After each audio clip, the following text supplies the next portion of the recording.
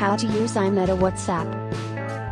As of my last update, there isn't a specific tool called iMeta WhatsApp.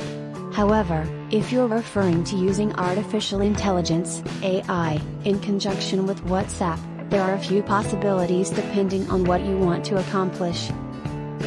Chatbots. You can create a chatbot using AI technology and integrate it with WhatsApp using the WhatsApp Business API. This allows businesses to automate customer interactions, provide support, and even handle transactions.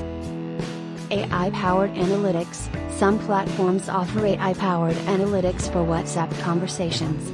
These tools can analyze the content of messages, sentiment, and other metrics to derive insights for businesses.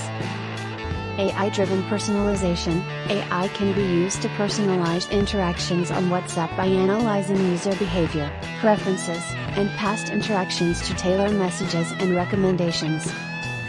Smart replies. AI algorithms can generate smart replies based on the context of a conversation.